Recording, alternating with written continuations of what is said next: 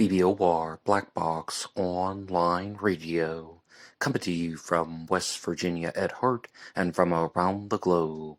And hello everybody, today is Friday, another Cooper Friday. Welcome to the show. How's everybody doing? On Fridays this year I've been talking to you guys about D.B. Cooper, the man responsible for the only unsolved skyjacking in U.S. aviation history.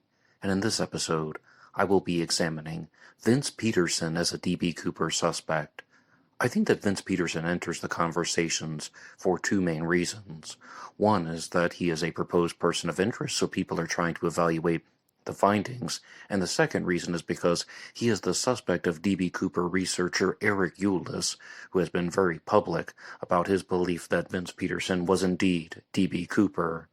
On November 24th of 1971, D.B. Cooper boarded a plane that was going from Portland, Oregon to Seattle, Washington. He gave a note to a flight attendant saying that he had a bomb, and he took the plane hostage. When the plane landed in Seattle, he obtained $200,000 in ransom money and 4 parachutes, and then as the plane took off heading toward Reno, Nevada, D.B. Cooper parachuted into the night and was never seen or heard from again. Now, there's been a lot of news coverage about Vince Petersen as a D.B. Cooper suspect. To share some of the most basic pieces of information, I think that a lot of the composite sketch comparisons to D.B. Cooper, from D.B. Cooper to Vince Petersen, are a little bit inaccurate because mostly they're using very old photos of Vince Petersen compared to the sketches of D.B. Cooper, which were estimated to have come from someone who was in his mid-40s.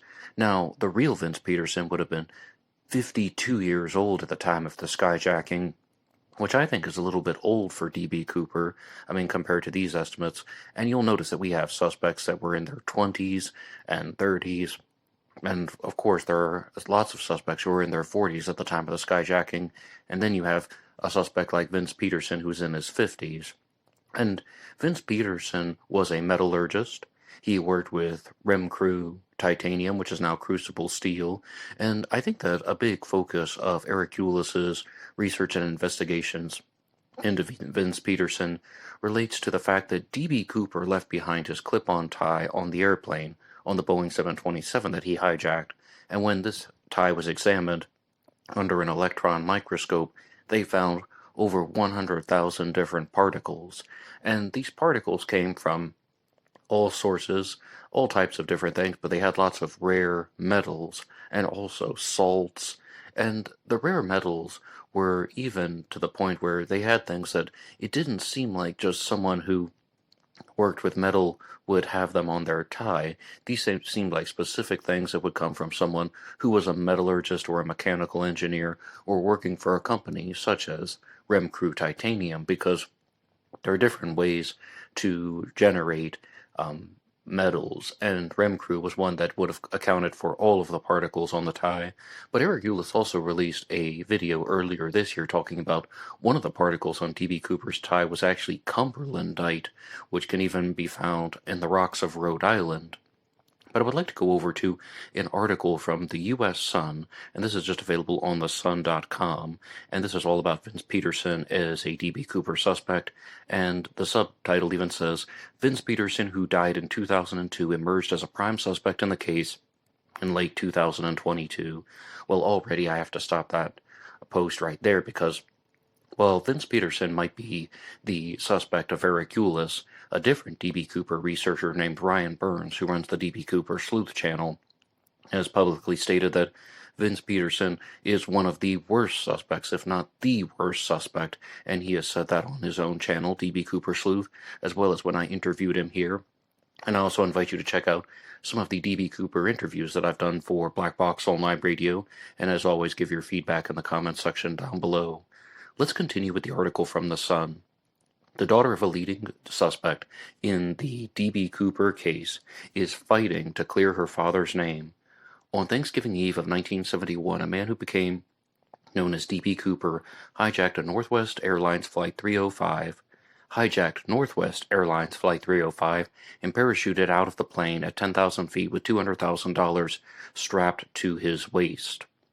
and Cooper disappeared into thin air and was never seen again. His identity and whether or not he even survived his daring jump has been the subject of fierce debate and investigation for decades.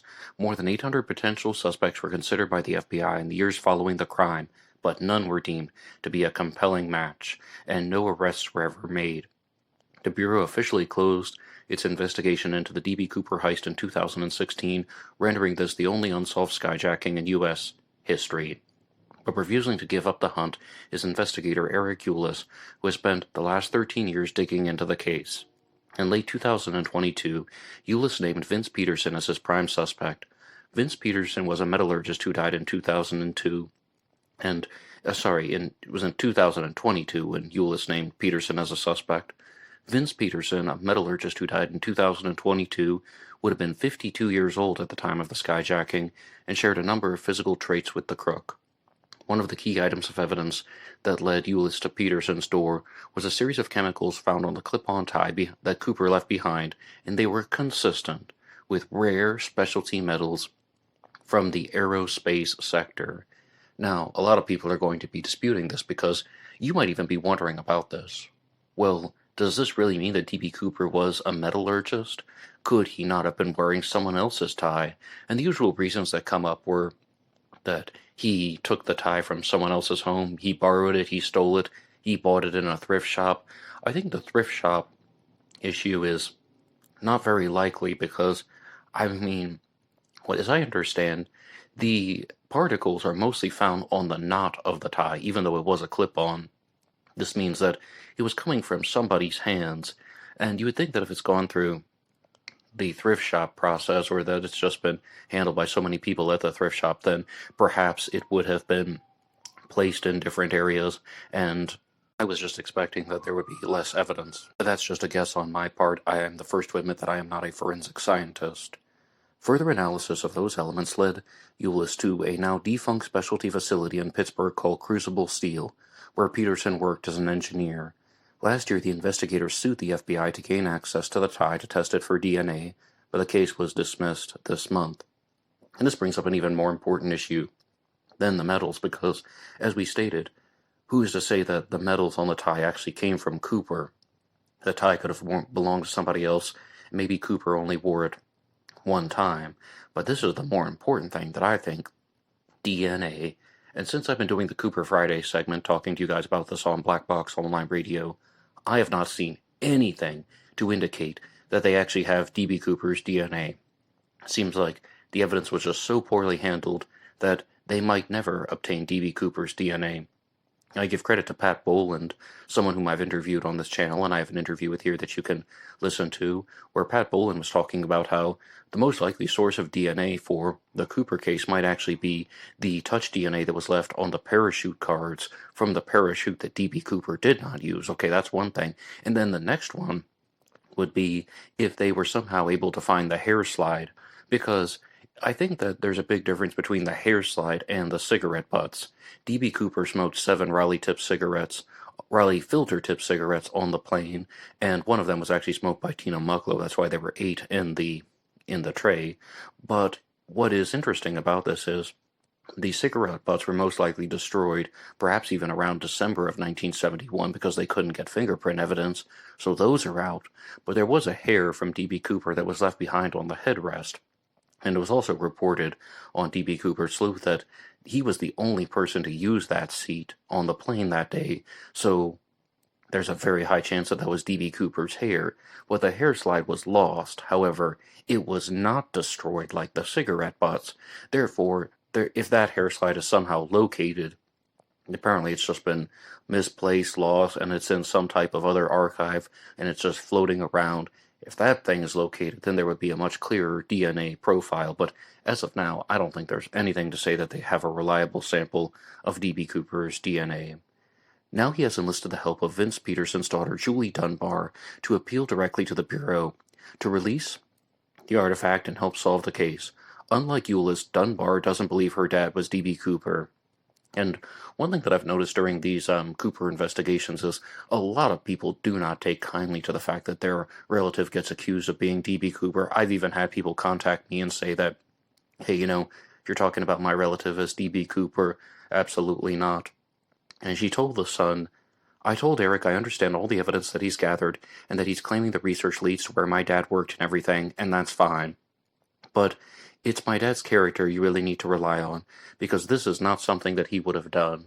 And no disrespect to Julie Dunbar. In fact, I give her praise for making a public statement about her father and being a D.B. Cooper suspect, not only in just casual conversations. He's not sending some email to blackboxonlineradio at AOL.com. She is going on the record for a publication like The Sun. So I do appreciate that she's going out there, but this is where I have to give pushback. Let's read that quote again. It's my dad's character you really need to rely on, because this is not something that he would have done.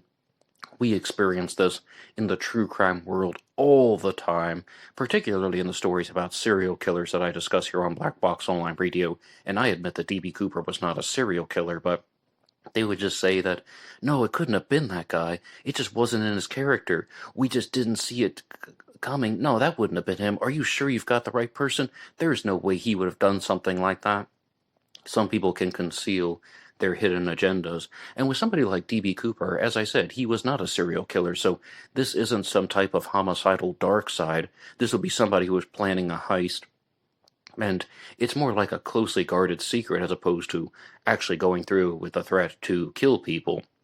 Now, I think a lot of people take a disliking to having their father or their relative being accused of being D.B. Cooper because D.B. Cooper was indeed a terrorist, and who knows if he would have gone through with his bomb threat if he didn't get the money or not.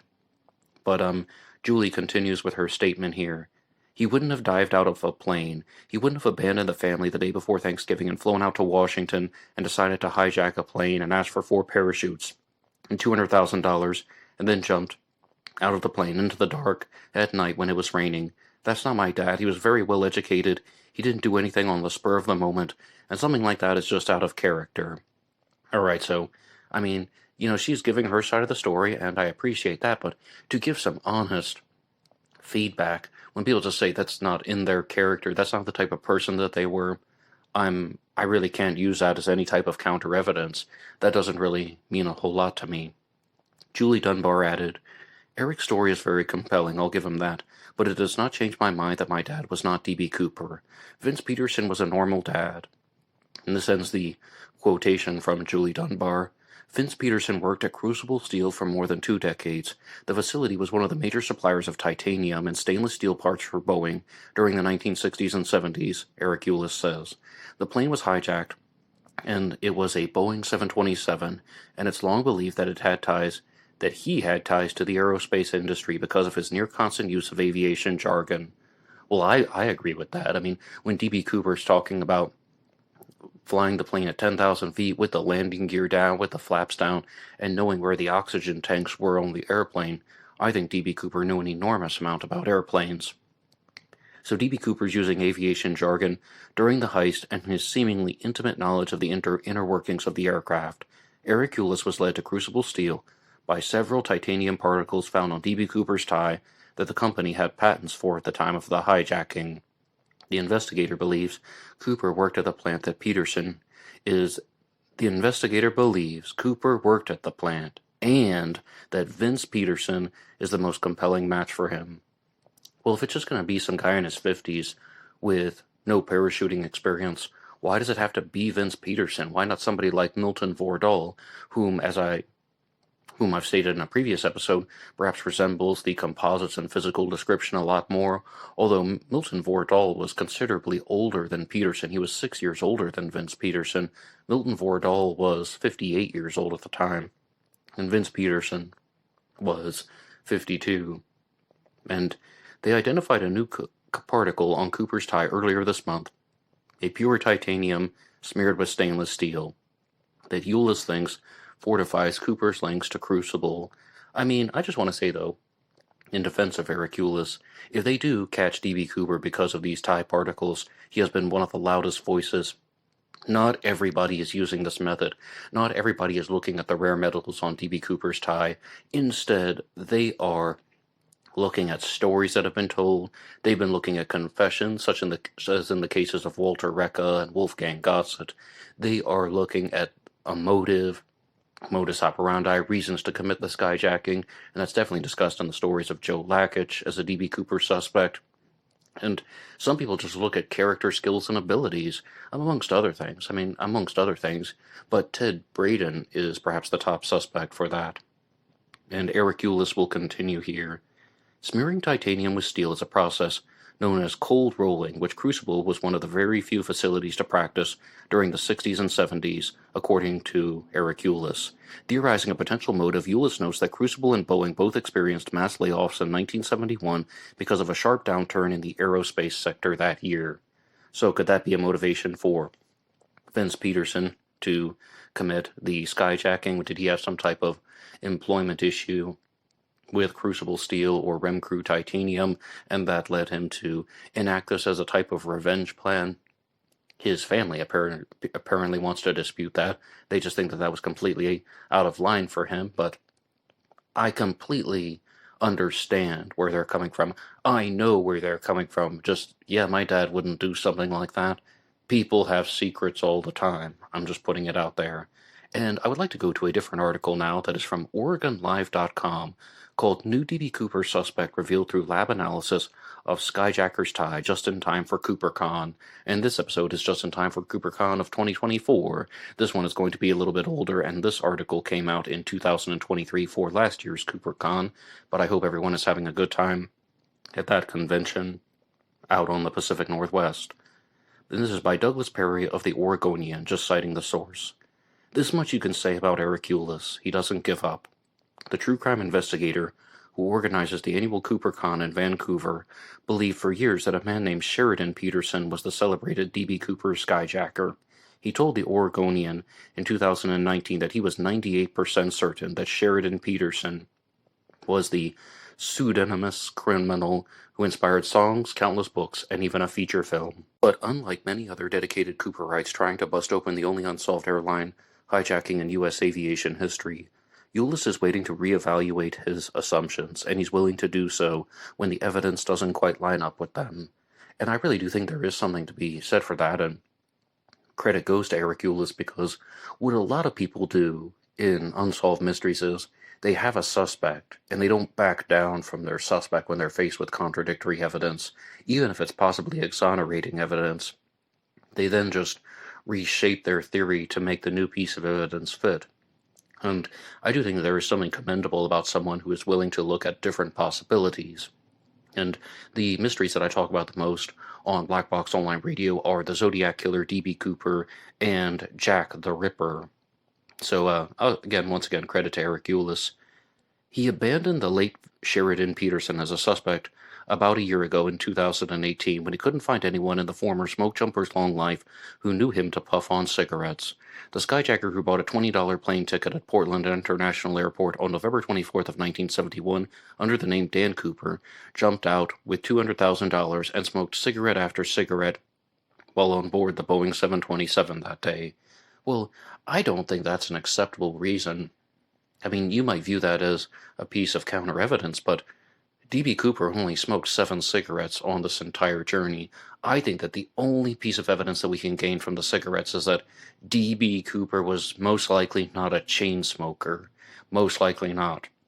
And there are suspects out there such as Robert Richard Lepsey, who was reported to have been an absolute chain smoker going crazy on his Chesterfield Kings, and D.B. Cooper smoked Raleigh filter tips. So I think that would be a strike against him. But with somebody like Sheridan Petersen, just because he was reported that he did not smoke, how do you know that he never had a cigarette in his life? And as I said, D.B. Cooper only smoked 7 cigarettes. This shows that he was not smoking cigarette after cigarette, as this Oregonian article reports. So that doesn't give me any cause for concern in either direction. But let's go back to the article. While Eric Eurlus gave up on Sheridan Petersen, he didn't give up on the Cooper case. On Friday in 2019, less than a week before the annual CooperCon gets underway, Eric Eurlus held a press conference at the Vancouver Kiggins Theatre to talk about a compelling new person of interest. Once again, Eric Eurlus may have solved the case. Eric Eurlus dug into the life of Vince Petersen, someone who shares the same last name as Sheridan Petersen, although they are not spelled the same way. And it wasn't until I read this Oregonian article that I noticed that Petersen from Vince is spelled Petersen, and Sheridan Peterson has the SON suffix. I really did not notice that until I read this article. Eurlus has also searched FBI case files that have been made public and found nothing about a Pittsburgh suspect. Most names are in the files, and they have been redacted, but this is suggesting that this is entirely new ground here. Now, the problem with entirely new ground is, in any of the unsolved mysteries that I've talked about here on Black Box Online Radio, you have to know if you're going in the right direction. Just because you're examining person B instead of person A, who lived in the United States of America, it doesn't necessarily mean that it's going to be a worthwhile expedition, and I think that goes without saying. The possible motive for Vince Petersen to hold a plane full of passengers hostage for money in 1971 was in 1971 the steel industry was beset by labor strife and economic upheaval, with some 47,000 steel workers in western Pennsylvania laid off or temporarily idled. The New York Times reported at the time, through Eurlus, that they haven't been able to determine if Petersen himself faced a pink slip in the months prior to the skyjacking. Now, this is a strike against Vince Petersen as a D.B. Cooper suspect. If you wanted to say, alright, this guy lost his job right before the skyjacking, and he was faced with some type of financial hardship, so he launched this elaborate plan to put on the D.B. Cooper heist, I would listen to you. But all of that is unconfirmed if they aren't able to document whether or not Vince Petersen actually did lose his job. The skyjacker known as D.B. Cooper became a folk hero in the 1970s as an audacious criminal who stuck it to the man without hurting anyone and got away. And a lot of people believe that Cooper most likely died somewhere in the northwest woods on the night of the crime. And that is a quote from this article here by the Oregonian, and if anything, that would go against somebody like Vince Petersen as a D.B. Cooper suspect, because Vince Petersen didn't pass away until 2002, and as already stated, his family disputes these allegations. That means that this guy, 52 years old with no skydiving experience, would have just survived the jump, gone back to his family, maybe spent the money, maybe he didn't. But what do you think right now? Long-time listeners of Black Box Online Radio will know that I like to ask challenge questions to you guys in the audience, and this one is going to be, are we going to catch D.B. Cooper because of the particles on his tie? Are we going to catch D.B. Cooper because of the particles on his tie? Is that how this case is going to be solved? Or is it going to be solved because of DNA? Is it going to be solved because of some type of journal that is found in somebody's possession? Is it going to be solved because somebody's going to find the briefcase and the sunglasses and some of the money in the attic somewhere? What do you think? Or do you think that D.B. Cooper did not survive the jump and you're on par with some of these old FBI reports? But I would love to know what you think, because the majority of Eric Eurlus's investigation into Vince Petersen centers on the particles that have been found on the tie. Vince Petersen was a metallurgist, and there is an explanation for that. The problem is, though, he didn't seem to have any skyjacking experience. He was not a criminal, according to his family. Despite everything that I've said, of course somebody can have a secret, but he doesn't have a criminal past, and it's not even clear that he had a motive or reason to commit the skyjacking. But I would like to go on to a different article from Nowcast, and this is from WTAE News, and this talks about the Pittsburgh link to the D.B. Cooper case. And this has also been shared on ABC News, just citing the source. An investigator claims that he's close to determining the identity of the infamous hijacker D.B. Cooper, thanks to microscopic metal. I am someone who believes that this case can be solved. It's been 52 years, said investigator Eric Eurlus. And I also want to be clear on my own personal note from me, Black Box Ned. I think this case can be solved. I think that out of all the unsolved mysteries that I talk about on Black Box Online Radio, particularly the Zodiac Killer, Jack the Ripper, and D.B. Cooper, that D.B. Cooper has the highest chance of being solved. Now, it's becoming less and less likely, but I'm always trying to be optimistic, and I don't want it to be blind optimism. I think the case can be solved. In 1971, a man using the alias Dan Cooper hijacked a Northwest Airlines plane from Portland to Seattle and then parachuted over the southwest of Washington State with $200,000 in ransom strapped to his waist. Alright, now, I really like that they phrase that, because I also am a firm believer that D.B. Cooper parachuted over southern Washington as opposed to northern Oregon. His identity, whether he survived the jump, has remained a mystery, inspiring movies and a Netflix series. He left behind a tie on the plane, and investigators were unable to find DNA on it. They did, however, find microscopic pieces of metal that were attached to the tie. Now Eric Eurlus says the new tests have been found. One of those metal fragments could have come from a metals factory that was located in Pittsburgh at the time. Eric Eurlus tells the Sun newspaper that metals factories have been making parts for Boeing. It's been long believed that D.B. Cooper had ties to the airline industry, and the FBI officially closed the case in 2016. But Eric Eurlus says the new evidence points to a man named Vince Petersen, and they misspelled his name here, so I guess it wasn't completely me not paying attention. I think a lot of people would misspell Vince Petersen's name. Vince Petersen was a titanium research engineer who worked at a metals factory in Pittsburgh. He died in 2002. Vince Petersen would have been 52 years old at the time of the skyjacking, and around the right age, and his height makes him an anomaly for the time. It doesn't obviously prove Vince Petersen was D.B. Cooper, but it is certainly intriguing. Alright, as we've already said though, 52 years old is a little bit old for D.B. Cooper because Cooper was estimated to have been in his mid-40s, and you might be wondering, why did Ryan Burns say that Vince Petersen was the worst suspect, or one of the worst suspects? And when I interviewed him for this channel, which you can hear, it's actually a two-part interview, he just said that Eric Eurlus started looking at metallurgists at Remcrew Titanium, and he just asked if there was anyone who was tall, and he landed on Vince Petersen, so that was not the most thorough research process. And I would really hope that there is more to it than that, but, I mean, mostly it seems like tall white man, and he is somebody who would have been exposed to these metallic particles because of his work. He would have had a reason why he would have had metallic particles of this kind on his hand, putting on the clip-on tie. But even during the discussions on Milton Vordahl, a big problem that I've noticed is, well, how on earth do you know that this guy actually went to Portland in 1971? He definitely doesn't seem like a local if he's from Pittsburgh. How do you know that this guy was even flying out the day before Thanksgiving? It seems like there are going to be a lot of assumptions that need to be made for Vince Petersen to be a D.B. Cooper suspect. Let's continue with the article. Eric Eurlus says Petersen often flew to Seattle for his job. However, according to Eurlus, Petersen's son doubts that his father could have been D.B. Cooper. So in conclusion, I would just like to say that I think that Vince Petersen is not the worst suspect. I think there are reasons to suspect him. I think, though, that we don't know enough about him to make an honest determination. And I really appreciate Eric Eurlus using the leave no stone unturned approach. However, at the same time, I think Vince Petersen ultimately ends up as a slightly below average suspect, and at the end of the day we'll probably find out that he was not D.B. Cooper. However, I will always accept the result if the FBI makes an announcement, or if they sign off on something, or they just make a public statement. But I would like to turn it over to you guys once again and just say, what do you think about Vince Petersen as a D.B. Cooper suspect? And I really want to know your answer to that other challenge question. Do you think that the tie will be the thing that's going to crack the D.B. Cooper case? Anybody can write the show at blackboxonlineradio@aol.com. You can also get me on Facebook. There is a Black Box Online Radio Facebook page. There is also my personal Facebook, Ned Dahan.